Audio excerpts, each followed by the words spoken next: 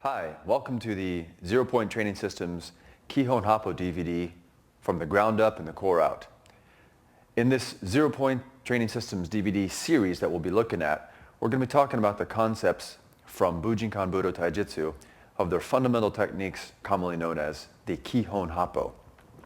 The Kihon Happo refer to 8 basic techniques, but what we're really going to be looking at right now and in this series is the ways that we learn how to manipulate the bodies based upon these 8 techniques. Traditionally, there are actually 5 grappling techniques known as the Torite Goho Kata. We're going to be using those 5 and some other ones that are commonly supplemented around the world in place of some of those. We're going to be looking at how to manipulate the body, essentially twisting it and compressing it forward and twisting it, compressing it backwards. Those are your 2 main options, the Ura and the Omote, if you will.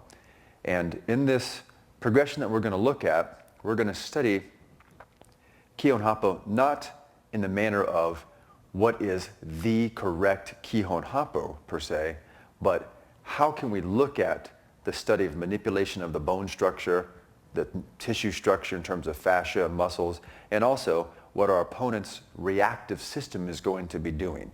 So again, this is not a definitive Kihon Happo course, but rather a way of looking at and developing your Kihon Happo so that it becomes functional and able to be used in your regular training. Even if you are not a practitioner of the Bujinkan, whatever martial arts you perform, the ability to deeply understand how these particular movements, and these movements are common amongst all the martial arts, how these particular movements will benefit you and how to do them in your chosen martial art. So having said that, I want to talk real quickly about the developmental progression. Why the ground up and the core out? As human beings, and when we're infants, we develop in a certain manner. Our nervous system grows a particular way. So we're first laying on the ground, and we gradually, through progressions, work our way up to standing, running, jumping, leaping. And every human being must go through these same progressions because that's how we're designed. So we're going to use these developmental stages of lying down, sitting, kneeling, squatting, and standing.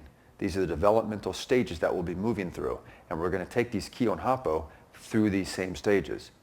Then we're going to look at our understanding and awareness of distance and space around us in terms of the distancing level, which is the core out model. So again, as human beings, we become aware of the world around us from the closest distance possible, which is really inside ourselves, starting at our spine, and organizing from there out, we become aware of the world. So at the distancing level, we'll be looking at punch distancing, kick distancing, knife distancing, sword distancing, rokushaku bow distancing, spear distancing, and so on. So we get farther and farther away, having started with the very closest distance. This is the ground up, core out methodology that we use at the 0 Point Training Systems in Japan and around the world. So along with this is an understanding too of how to know in your own body and in your nervous system whether what you're doing is correct or not. So you need to have testing built into your program. So in this ground up, core out system, we have testing built into it. We're going to be looking at the structure, the kamae, the position that you take for each piece of the movements. And we need to be able to test each one of those kamae or structure positions. So we're going to look at how to do this testing from position to position, from the ground up and the core out. There is a series of learning stages that human beings go through as well. that we use in the 0-point training systems, and this is the isolate, coordinate, integrate, and escalate. So in the isolation phase, you take the skill that you're looking at and you separate it from everything else, and you focus solely on the isolation skill. Then you start to polish that skill. This is the coordination stage. And in the coordination stage, you're also finding out really how this skill set works. So you're kind of moving from isolate to coordinate and back quite a few times. Once you get coordinated at the skill set, it's time to integrate that back into your functional movement. So in the case of doing some kind of martial art like this, we'll break down a particular movement pattern, we'll coordinate it, and then we'll integrate it back with attacks from an opponent. So the integration level will be where we add opponent actually trying to do punches and kicks and strikes of many kinds, throws and whatnot. That will be the integration level. Then once we can integrate and do this consistently, we need to start applying pressure and stress and making it much more difficult to accomplish that same thing. This is the escalation phase. So you have isolate, coordinate, integrate, escalate. And in particular, with the ground up model, what we'll have is on the ground, the first stage that we go through the developmental stages is the isolate phase. And in the isolation phase, we'll really be focusing on position, distancing, exactly where your body parts go relative to your opponent. This is super critical because you can't rely upon strength or speed.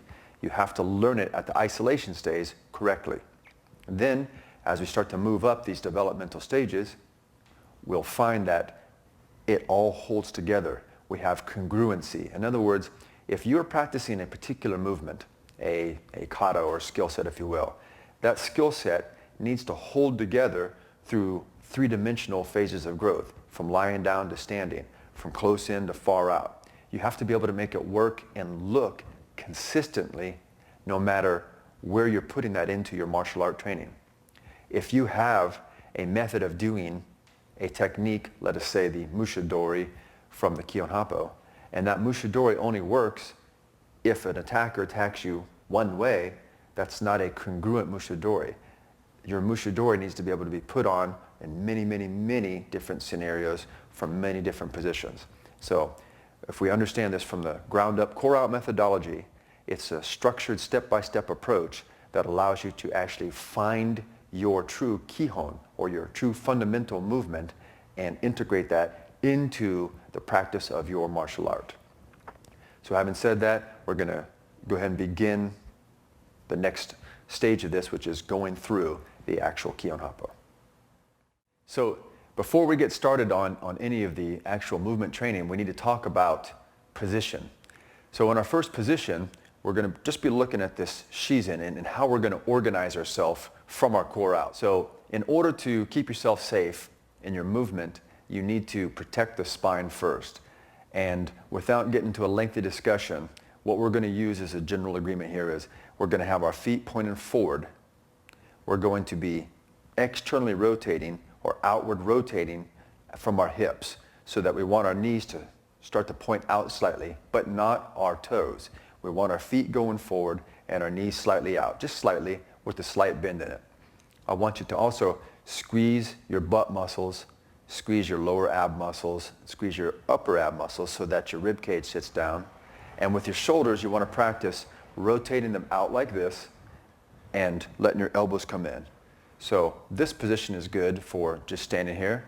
And if we want to have, in our training, a fighting position, we want to use a defensive position here. So our elbows are in and we just lift them up. So this is our position as uke that we're going to be taking, and as tori, our starting position.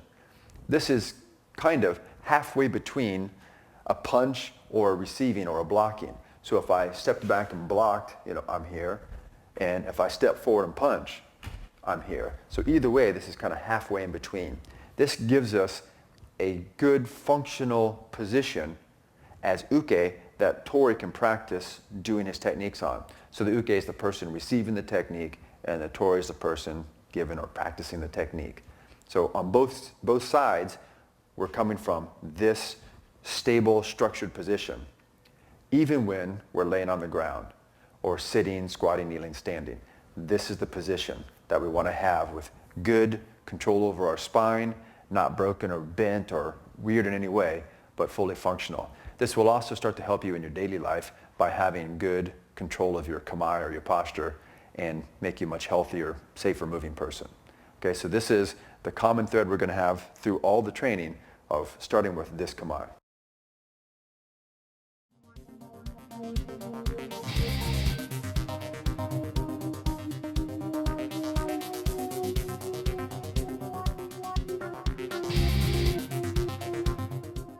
And welcome to the Omote Gyaku Kihon Happo, working from the ground up and the core out. So in the Omote Gyaku, it's very similar to the two previous DVDs with working from Onikudaki, then Mushidori, and now we're working all the way out to the Onikudaki, or to the Omote Gyaku. What's important here is they all have a similar effect on the shoulder, spine, and hip, so that we're taking the structure in this same way. This Omote Gyaku is this outside, this reversal, moving back this way. So the focal point being on the wrist, generally. But more important that we're getting this outward rotation happening. So it won't always come just on the wrist. That is the typical way we think about it. But we're getting the function of the body being torqued out and back. Okay, so this is the Omote Gyaku Kihon Happo from the ground up and the core out. Okay, so now let's look at kind of the traditional idea of this Omote Gyaku, or this outward wrist crank. So Mark, maybe you and Shane, and do a couple different versions of what you think. Right, it's very common. Okay, go a little bit slower just so we can see what's happening here. We all know you can rip his arm off. Good, that contraction, nice, nice. All right, Shane, you do one or two.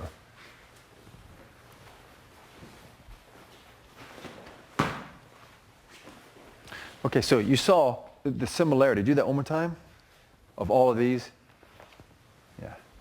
Grab the hand, twist the hand, use the whole body. Okay? So this is kind of the common Omote Gyaku idea, that you grab this hand and you torque it, forcing the guy down to the ground. And, you know, most martial arts around the world have some version of this.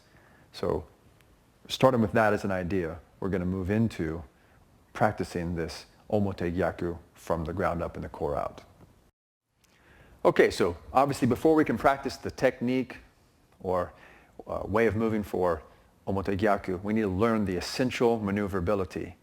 Again, these maneuverabilities are all found on the 0-Point Ukemi Series Volume 2, titled Maneuverability, or Undosei in Japanese. So coming down to the ground here, you must keep in mind that there will be two arms that we're dealing with. So if we've worked from the structure of starting from here, I'm going to practice the bottom arm one first because this is the basic and the easiest way. So from here, when we take our hand position, we're just going to bring our body up and go. Knees together, separate, and roll, holding on to the arm. So that's really kind of simple, not too complicated. I'll do it again, maybe from this angle, so you can see this motion.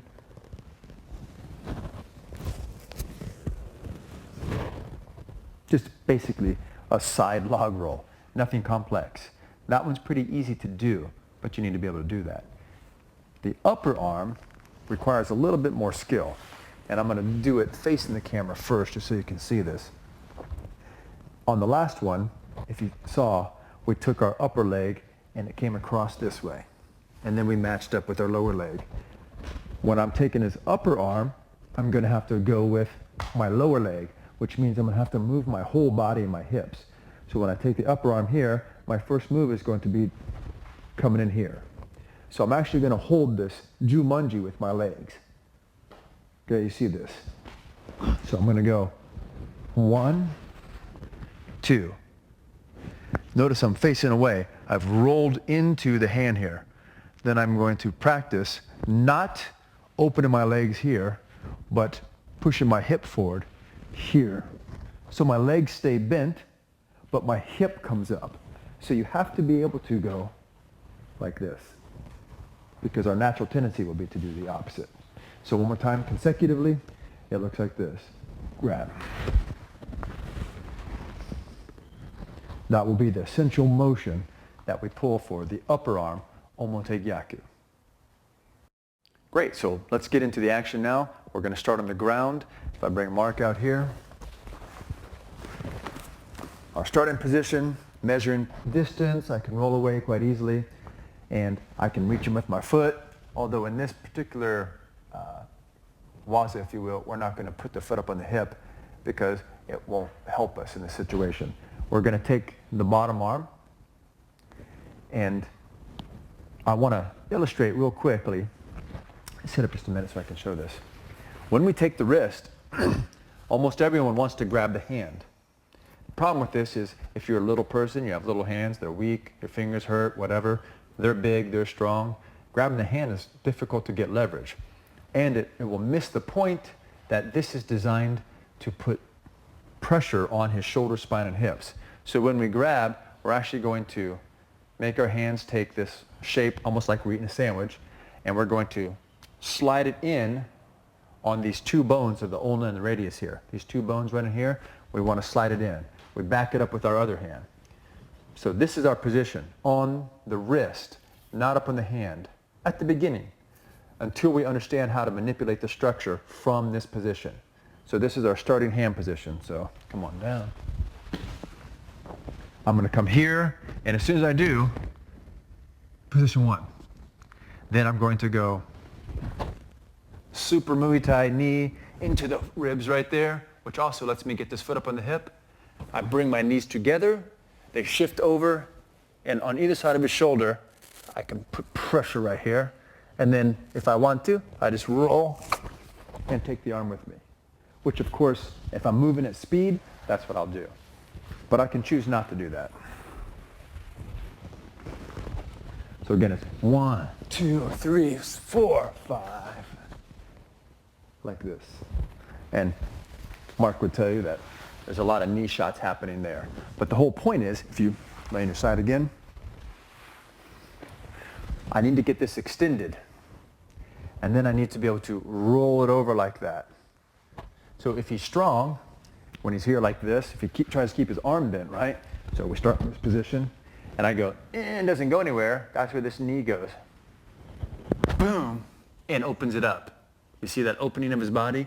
And then I come here, shift up over so that I'm guarding against any counterattack you might do, and I jam my hip down. Okay, this is a testing position, so let's test each position. We've already measured our beginning distance. Then we go here. Right? If I need to at this point, I can bring my leg up here just to guard against him coming at me, right? So I'll go 1. So this position gets tested. Then we go 2. So test that position, right? See you can't come through. Then we jump over and we go 3. How about now? No. And then for the last piece, we want to have his elbow and our hip sitting on a 45-degree angle coming down this way. So my hip is going to push like this and extend his elbow out. So when I'm here, I'm actually going to go, and you see how he starts rolling, I want the tap. So this hand controls this and bop, break it just like that with the hip thrust. Okay, so this is the Kihon Happo, Omote Gyaku, stage 1, the developmental stage of lying down. So practice that. Okay, so now we're going to look at some of the common errors made when practicing this Omote Gyaku on the ground. So if I can use Shane and Brian, go over here. Get your starting positions. Face the other way, would you? And do what you think. Good. Measuring distance. Super important. Okay, and stop. Can you do that again? So the very first move he makes, this top knee has to shoot up into the upper ribs right underneath the armpit. There can be no intermediate pieces. It has to go all the way into there. Okay? Now, because he's still folded up right here, if Brian were strong, he could just pull back out of this. So start it again. And don't bring your butt in close to him. You want your knee up in there because you're going to have to get perpendicular. So this is very common, right? Once you get the skill set, it's there. Now bring your knees together. Now open up a bit as you put your right knee on top of the other one, right? Good. Now, can you finish it up yourself? Yeah, quite good. That was actually really good. So, can you do it, Brian? Okay, so there are different body sizes. This is kind of important.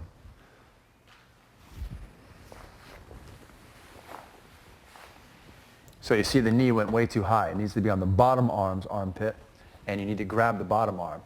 It's easy to get confused on this. So it's not so much that they did something wrong. It's just easy to get confused about which arm you're taking. So take the bottom arm. So 2 pieces there. Come back out. Grab the bottom arm just a minute. Shane, can you punch him in the face? So you see he's got a guard here. That's the first piece. Second piece is that knee has to get into the armpit of the bottom arm. It's not there. It's on top, right? So how do you make your uke open up to get your knee in there? You got to give him a little bit more oomph into that knee, okay? So again, from the beginning, measuring distance. Good. Now do it one more time and make sure he can't punch you right as you grab his wrist. It's a little bit late. So this is one of the common errors, is you start to think about the second piece, right? And that's okay because we're practicing this step by step. So go ahead and do it again. Knee comes in. Now bring that, wait, come back out again. Do that again, put your knee in there. See how this foot's hanging down? It needs to be up here, controlling this hip. Because remember, in each motion, we need to control the shoulders, spine, and hips. And you can see with this position, he's got control over shoulders, spine, and hips. So this is a 0 point. Now the knees come together. And don't move. You see how he extended his legs at the knee? That's not good. You want to keep the knees bent, bend your knees up, so that put your knee on the other side. That knee goes into his neck. So pinch his shoulder with your knees. Keep your knees bent. Keep your legs bent at the knee. Legs bend at the knee, please. Yes. Okay, so watch. Do this again. Do this again.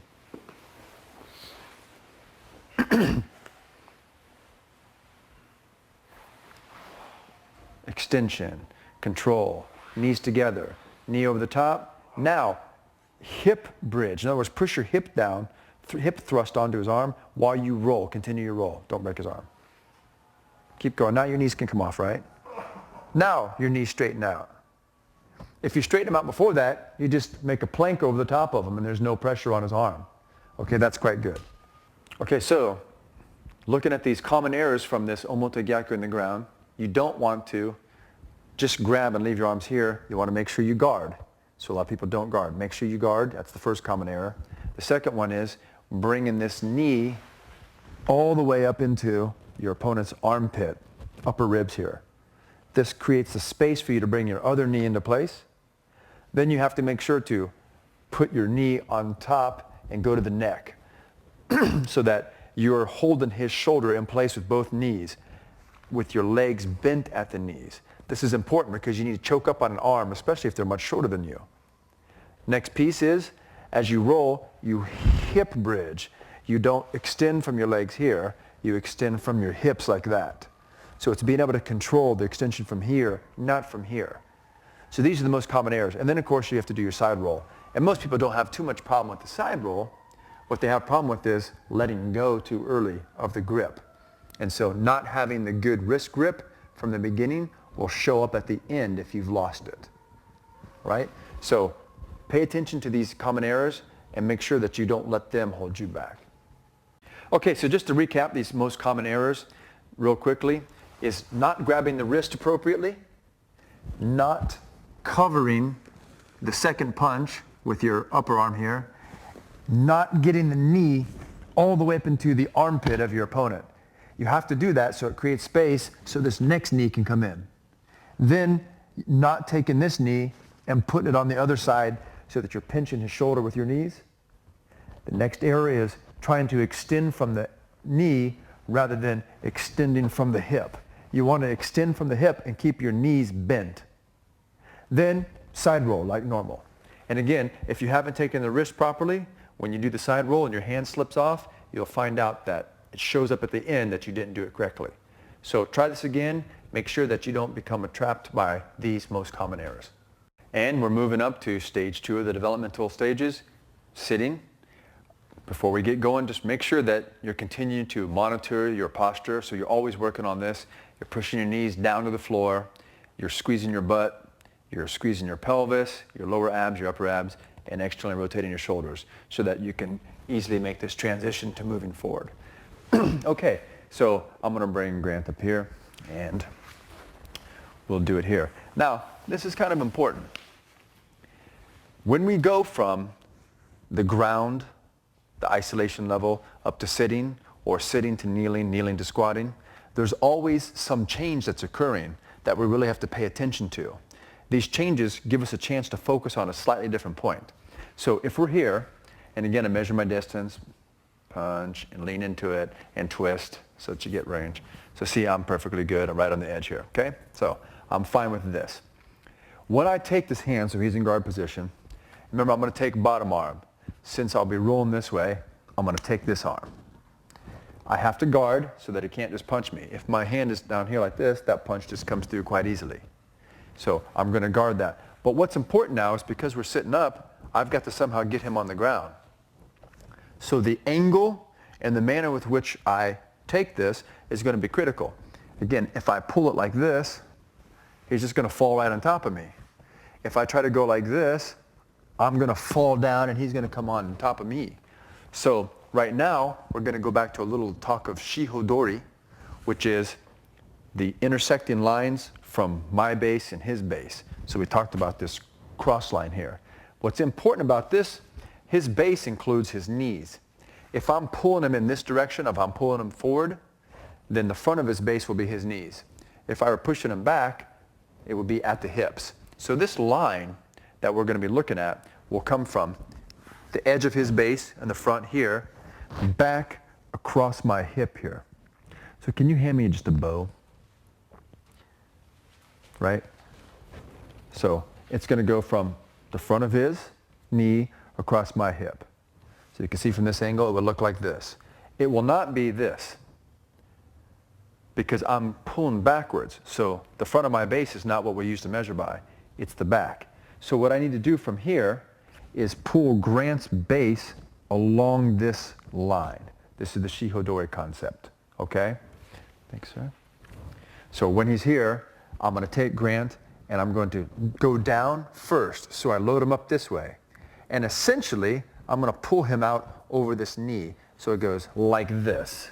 And you can see he's not falling sideways. He's not falling forward. He's falling 45.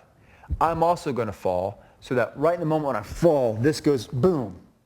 But since I'm falling, I don't really have to do this step. I can go right to this next piece and go right through here. Right? Then test it. And then, of course, roll it. Okay, one more time. From this position. So he's here. I'm just going to come in, down, out, boom! And you see the knee hits him in the face on the way down. This is kind of a useful tool. Right now, I'm holding his wrist, but gently because it's so easy to damage at this point. Right? And you would finish your roll. I'm not going to finish my roll because I have him really locked in here pretty good. But let's switch sides, shall we? So you can see what it looks like from this other end. So I'm still going to take this arm. When I go, it's down, and you see how it starts to pull him this way, and I'm falling. I want to fall. I'm going to fall slightly before him, watch. So I go, boom, and that will be the Omote Gyaku. So you'll notice when you go from lying down up to sitting, you skip a bunch of the intermediary steps. So lying down, we were going grab, knee, knee, knee again, lock the hips out, and roll. 6 steps. We don't have to do that here. Come up. We're just going to go down, boom. And that's essentially it. Thank you, sir. So give a shot to this. Stage 2 developmental stages of Omote Gyaku sitting. Okay, so now we're going to move up to stage 3 of the developmental stages, kneeling. So if I bring Shane up here, I want you guys to think about how I talked, the difference between lying and sitting, right? And you started to get more freedom of movement and you had the actual momentum of falling. Now you have more. So we'll measure our distance, he reaches out, boom, good. When I take this, he's got less of a base to support himself from now. So it's easier to topple him. That means this thing goes much quicker. So you have to be careful because he's going to end up eating your knee if you don't take care not to prevent that. So as I come in, an interesting thing happens now. If I say, okay, don't let me do this to you, and I start to pull, he's pulling back. You guys can see that, right? So it's like, oh, this is difficult to get. All you do is make a little circle and you go, whoop, and now he starts to fall down there. So when I grab, I just go, whoop. It's how we're falling. I'm going to fall first so this knee comes up. Boom. And see how I extend him with my hip? Put that lock on right there. How's that feel? Okay. So this is how we make him fall. Let's just switch to the other side. This doesn't take a lot of time and effort to get if you've done everything correct up till now, right? So it's just boom. There's a knee, lock in, roll it off. Okay? So go ahead and give this stage 3, the kneeling level, a shot. By now you're getting familiar with the methodology of moving up from the ground, right? So from here, you got to think about how unstable your position is. This is great to teach you how to catch the moment of this Omote Gyaku as you're falling. So if I bring Brian out here, and we got to measure distance, so we're just a little close there, right? Perfect. So when I take this, again, it's two-stepper. So it's 1, and then I'm going to go down to the ground. So it's here. And I let this go because if I held onto his hand, you can see I couldn't stop this knee from coming in and smashing and then rolling. So you need to be really careful with this one because there's a lot of inertia momentum. Can I try it again? But from the other side. So you can see it's 1. Again, I'm guarding. I'm in a stable position here. And then I'm just going to fall with him and boom! And I'm letting go just so he can pull his head away. Because if I didn't in that moment, he's just going to eat my knee. Right? So, thanks, sir. Give that a shot from the squat. You really have to spend some time in this squat, developing the ability to be comfortable with this and be comfortable falling out of it, which of course goes right back to Ukemi Volume 1 at this developmental stage of squatting and practicing your ukemi from here. Okay, so give that a shot. Okay, now we're going to go to the highest level of this developmental stage, stage 5, the standing. And I'll bring Grant up here. Now again, keep in mind the same things I talked about. There's changing happen at each level as we move up. So Grant's in his defensive position. Don't turn sideways, just stay squared off. So turning sideways comes when we start adding distancing. We change in the distancing. Here we're not changing the distancing. We're working on the core levels. So can you reach me from there? So I see he's way too far. So I have to close in this distance a bit. Right about there. Now can you reach? So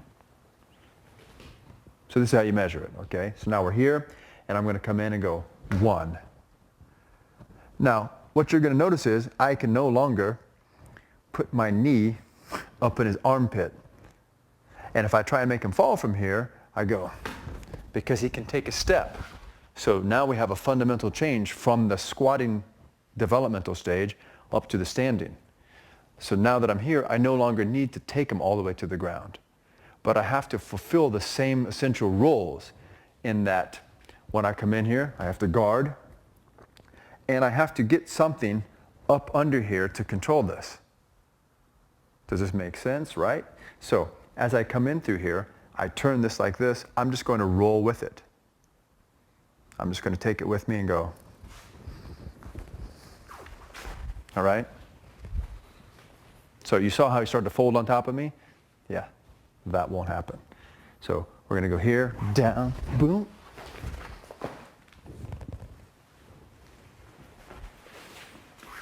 We'll do this side just so you can see this. So we're here, and we're going to go. See how it's already starting to fall and come out? Then I'm going to bring my body up to here, which is what I did with my hips when we were laying down. So I bring my body in and just go, pow. You okay? Yep. So come from this side. I'll do this side. So it's here, guarding, and you're going to go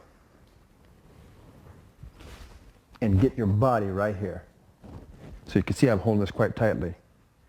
I don't have to put a lock on his wrist yet, but as I come through here, it starts to come on, and I roll and twist, just like I was rolling on the floor. Does this make sense? Give that a shot. So we're going to do from standing, just grab and try to mimic that roll. Just to connect with this standing level from the core out, the way most people practice this wrist lock is from some type of grab. So if Mark actually grabs me here, what I will practice is getting that same piece, this, and turning my arm so again it blocks his next punch. I'm not actually grabbing his hand, and I'm not going to try and take his hand off my shirt. That's going to be very difficult to get his hand, which has got a really strong grip, off this material of my shirt. It's not going to happen. And if I had a gi on, it's going to be even more difficult because that material is so strong. So what I'm going to do here is just take this, fold, and I leave my body and attach to it like that. So I'm understanding how to manipulate from the wrist his shoulder, spine, and hip. So again, I'm here, I and you see how I'm turning this out. I'm rotating it out. So I've got this grip, I slide around here, and I just keep using my body to rotate. See how his hand's turning over? Boom, all the way through. And yes, it is locking up on his elbow, all the way through his body. So I'm using the whole structure for Omote Gyaku. So let's go ahead and give this a shot from here and from the lapel grab.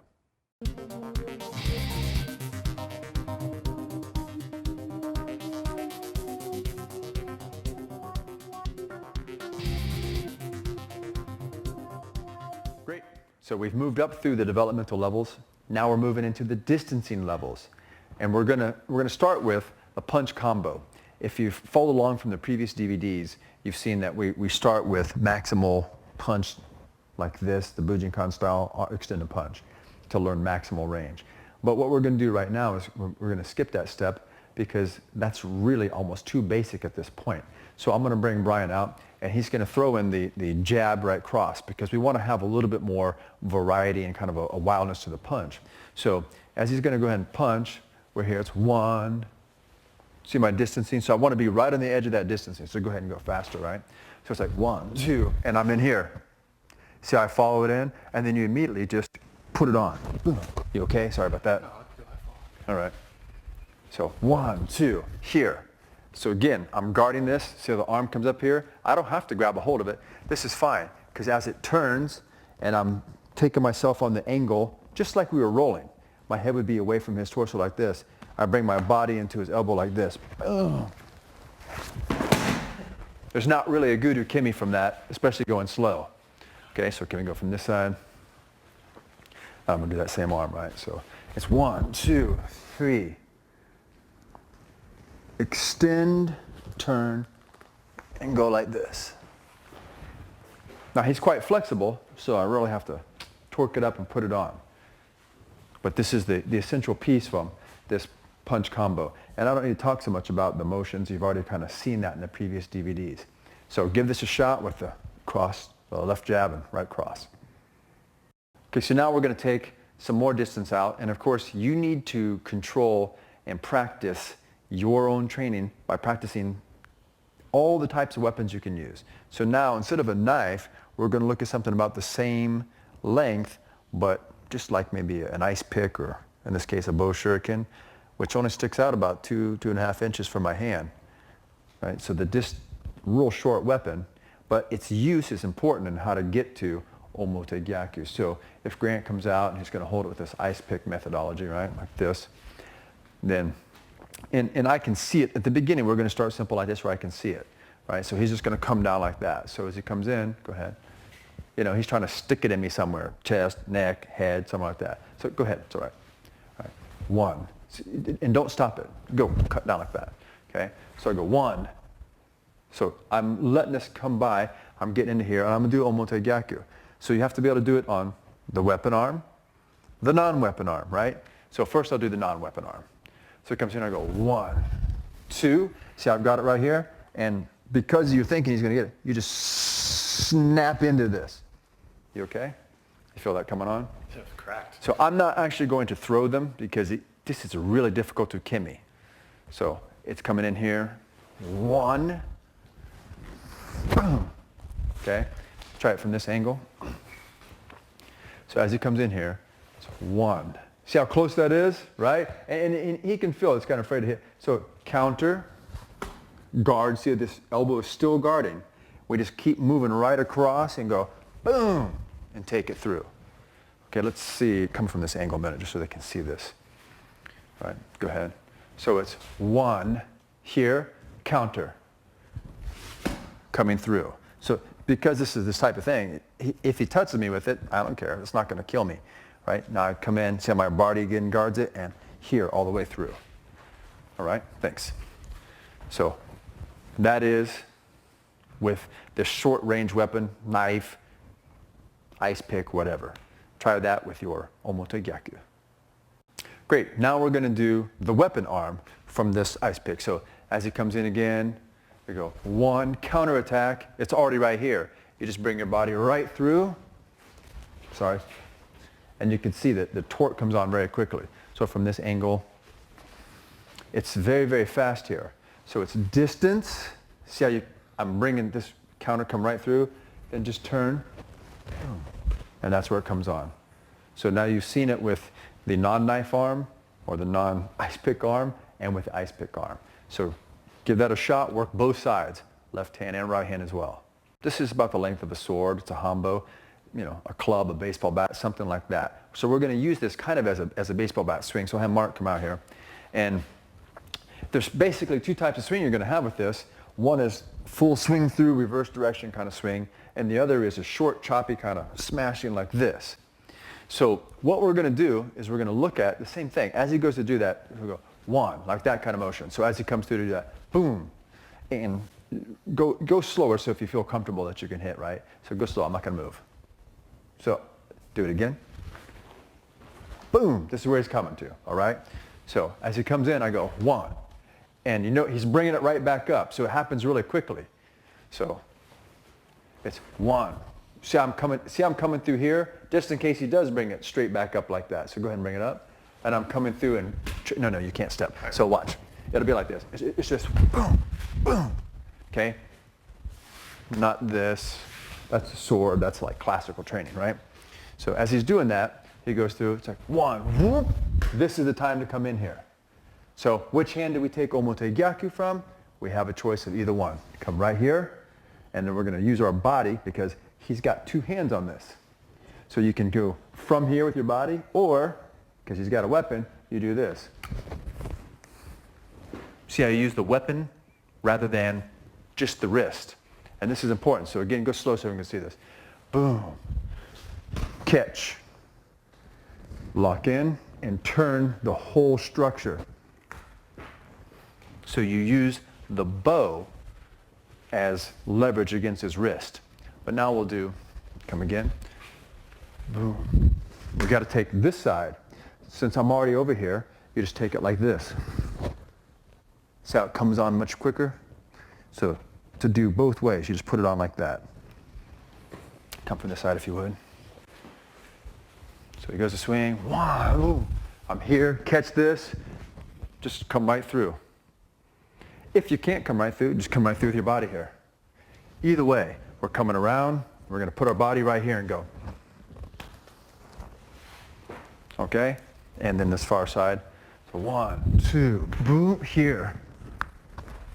So it's an Omote Gyaku almost on his whole body rather than just on the wrist. Okay? So give that a shot with the hambo. Okay, now we're going to go back to the developmental stage 1 of lying on the ground, and we're going to look at taking the upper arm from Omote Gyaku. So if I bring Shane out here, come on over here, Shane. One of the issues that happens, and we discovered how to take care of it when we went on the bottom arm, is if I do Omote Gyaku here in the bottom arm, it stops. But we just rolled right on through that. On the other hand, I do this, nothing's really going to happen. Even if I were able to crank this really, really hard, he's just going to come up in the air.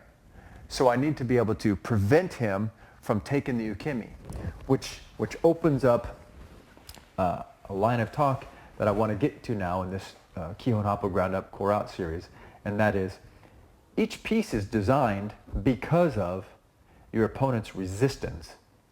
So once you start adding in resistance to this, you find out how they fight you, and you take that into account with your movements. Once your movements become strong, you find out how they escape.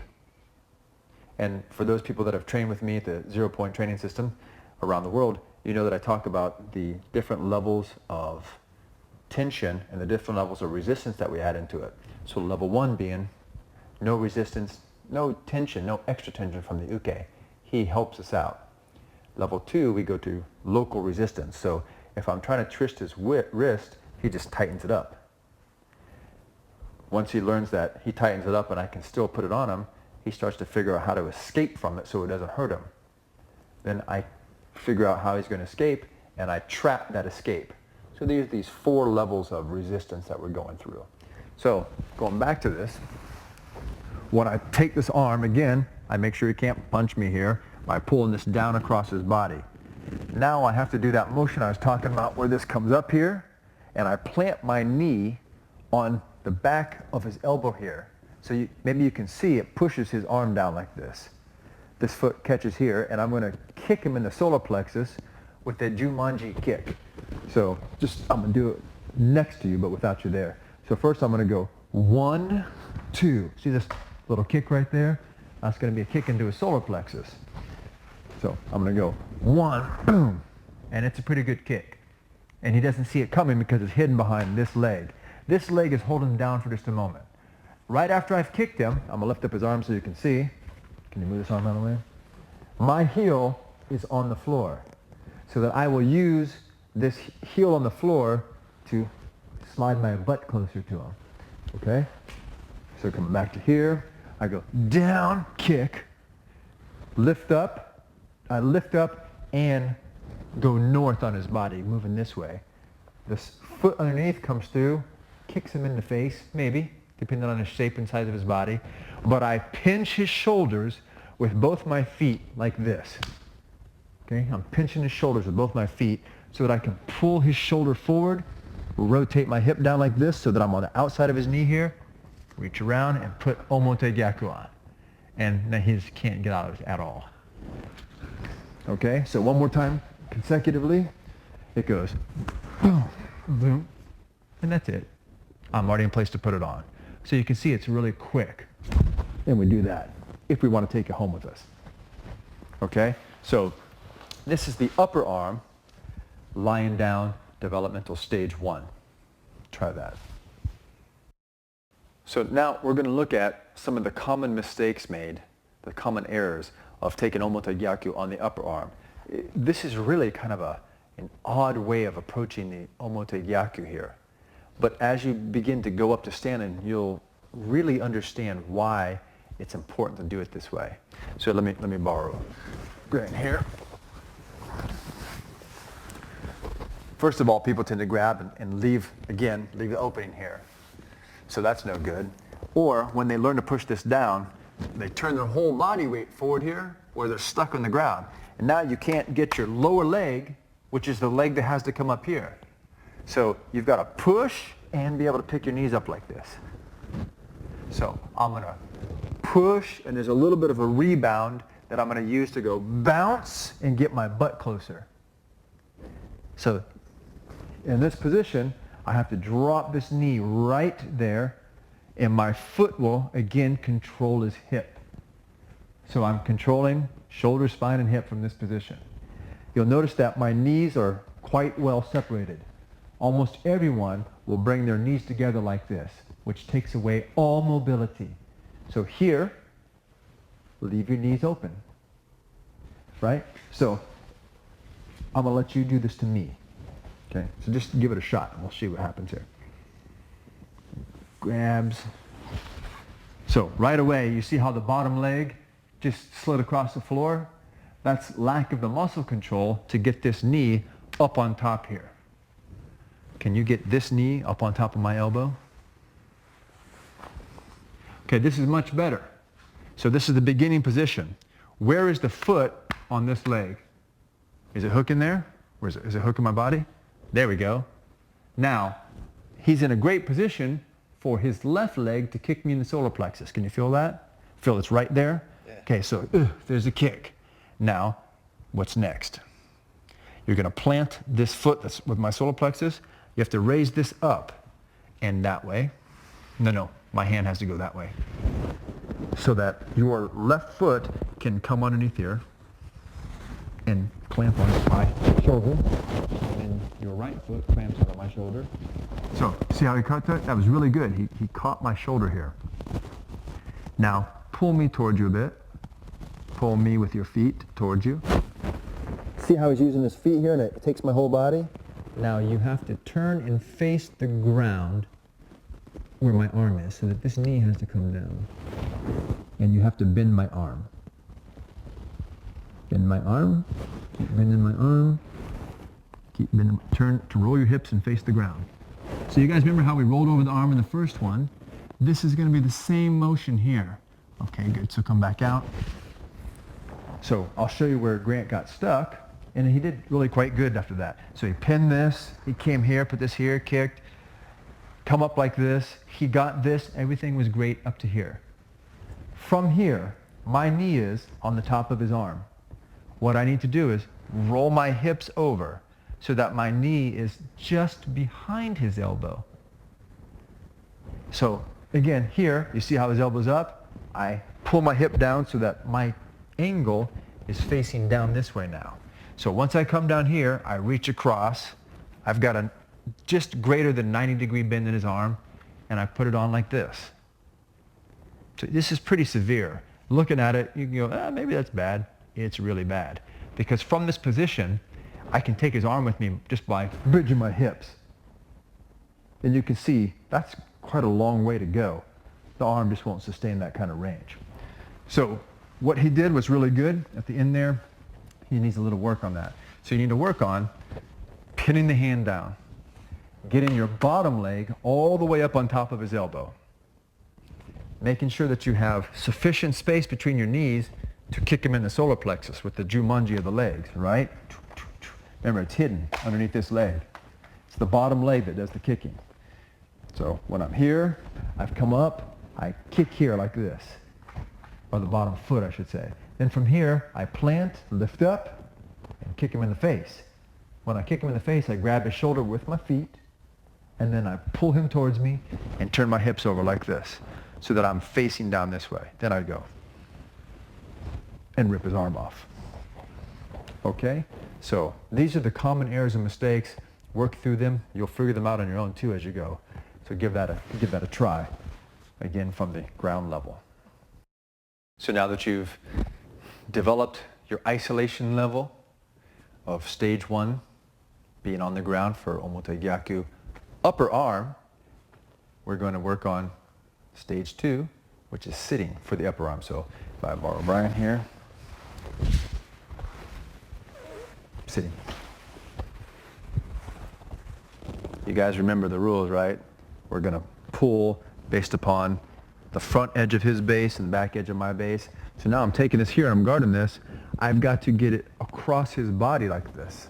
So now that I'm pulling this way.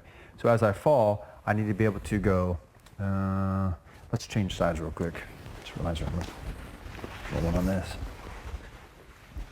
So here, I'm going to come down here like this. And as I fall, you can see it's the same thing we did before. I go, boom, this comes up. No, don't fall flat. Keep a little bit of tension there. Okay, so again, I'm going to go down, out, he's here, and I put this in place. See, I can guard against him like this. But I'm not actually going to pull him this far forward, but you can see this position that starts to come in, right? So, as I do this, I'm going to go, boom, boom. And right now, he's locking out his arm, which means I'll just break it right here. So, try to fall. I know, it's a little difficult. Again, when we go slow, the conscious mind takes over and makes you move like a mannequin, right? So this is difficult. So we're working through this for him too. So it's here, down, and then I'm just going to go pop. Right here. I don't need to do anything, but I'm just going to come in like this and go Kind of scary, right? So don't do your forward break fall. So just the idea. If you put this on me just a minute, I'm going to show you something. So it's got to go that way. Keep going. See how I just come right to here, which is exactly the same position. I would be like that. So that's where you go, because if you're protecting yourself, you're going to do that. So if I'm coming here, see how he's guarding like that? See how he started the roll already? I didn't really do anything. So keep yourself up there. So it's boom. This is what I want. See how he's facing me? He's in the fight. He's still here. So now as I go, whoop, that right there. See this position? This is the end piece that we're looking for. So I just go whap right into it and pull. So you have to practice this art of being the uke, which is really quite difficult, especially when we go slow, because you start thinking, well, should I turn? I feel like I could do an ukemi this way. I feel like this, or maybe he wants me to do this. You know, there's a lot of thoughts going on. So part of the hardest thing about this is knowing what to do from his perspective. Because for me, the motion just looks like this. I'm just going to go down, rip. Okay, so one more time. It's just down, here, rip. And there's your Omote Gyaku. You notice that we're constantly controlling that elbow, right? So, thanks, sir. Try this from stage 2, sitting. All right, and moving up to stage 3, the kneeling stage for Omote Gyaku on the upper arm, which means that when we fall, I have to make him fall in such a way that I'm taking what becomes the upper arm. So again, a lot more slack in this movement, a lot more freedom to go. And I go, and oh, he's a strong dude. So I came in with my cool guard, I went, and gave it all away, and he's still there. It's like, uh-oh, it's not so bad, but I need to feel this. So when I come in here and I go, and he tightens up, I'm just going to run this hand right back in and across his body and down like that. Okay? So I go, boom, oh, whoop, and then fall here. And you see how it comes out? And this arm bends. This is natural for this break point. And I'm just going to go, dunk, right here. Okay? I'm being very gentle because he has a little bit of an issue here at the elbow, but it just goes. Okay? Let's change sides.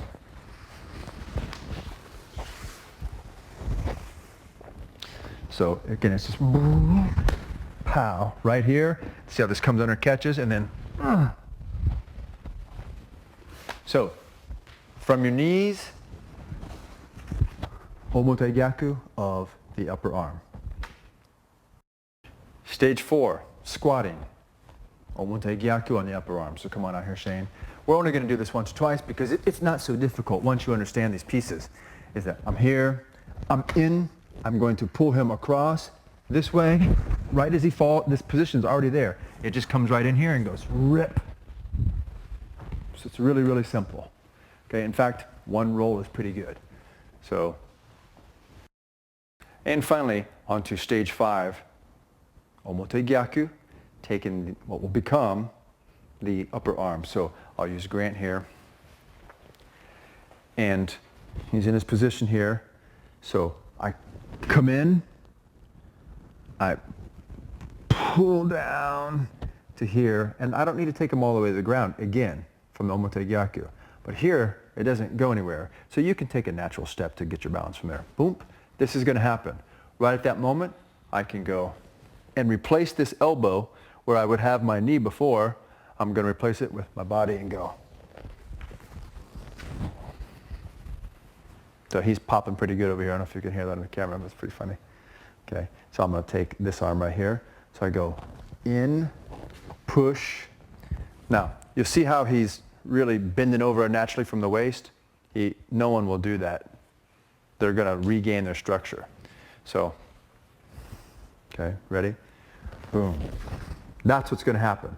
Then I'm just going to rotate through here and put Omote Gyaku on. So I'm just replacing one with the other. Stand right here diagonally and just grab this. So you can see this quite clearly now. I just come in here and I go, and it doesn't happen. I'm pushing. Go ahead and take your step. You probably, well, you might do that, but that winds you up more. Why don't you try taking the other step?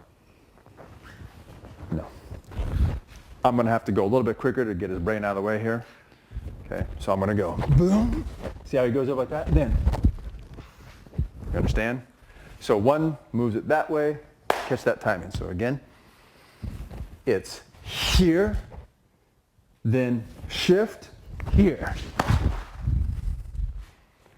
Okay, so put it on there, come in behind it. So let me just have this right here so they can see. You're coming in behind it like this. He will naturally take a left step forward here to get his balance, because that's what takes the pressure off his arm. Because he's thinking in the dojo, when I'm standing here, pull this foot back, I'm going, hey. See, he's thinking that little movement. Never will he do that movement if he doesn't think about it. Okay? So when I go fast, it's boom. See, there's no way to get around there. So I go slow, he starts going, do that little shuffle you just did. Right? So this is his conscious processing. So we have to learn how to get these conscious processes out of it. So he grabs, and we go 1. Okay? So give this a shot from the standing.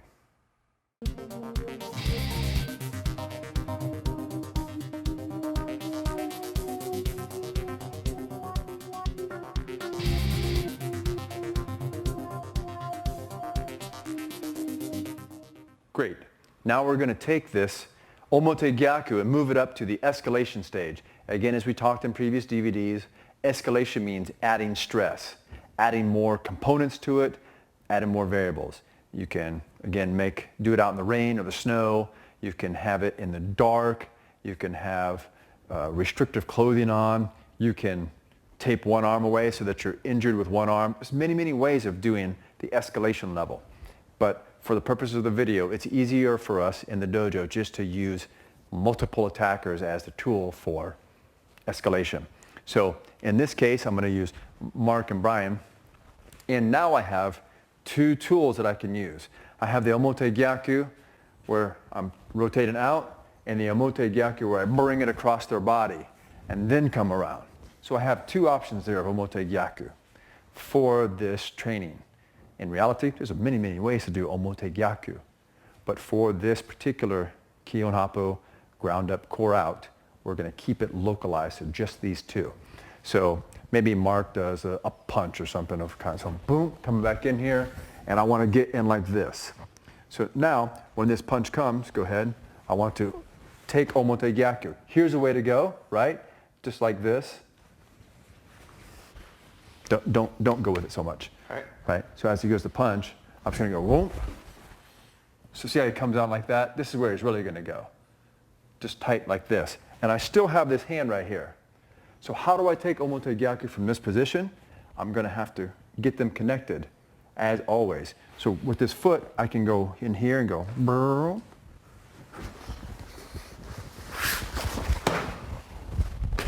So you just keep walking it, keep it alive. Can I do that one again? Say punches, boom, I'm in here, whoa, boom. It's right here. See how they're holding on to each other? Then I'm going to Omote Gyaku down across Brian. So I come, again, here like this. So maybe you can see I'm putting Omote Gyaku down into Brian's legs with Mark's hands here. So, all right, so let's try it from the opposite side. Switch up. So Brian punches, right? And I'm in here, and now he comes in, so come in like this, right? As he punches over me like that, I just turn and attach it like this. So you can see this connection here, right? Then you just put this on all the way and go. Does this make sense? So one more. So Brian over there. As he punches, boom, counterattack. Hang on one second, I want to do something. So now I'm going to go here, and I start to get this coming, and ooh, there he is, right? So I go, just like this. And now they're aligned here. I let go of number 1 and go.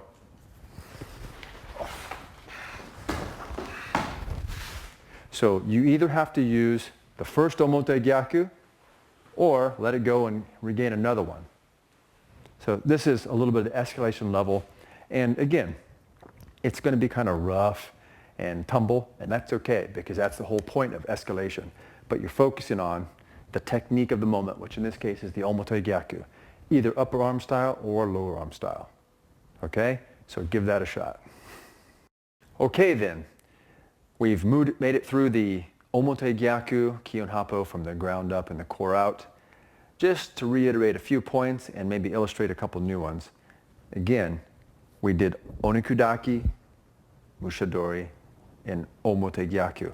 And we did it in that order. We worked from the core out with the goal of attacking the shoulders, spine, and hips from the focal point of the wrist.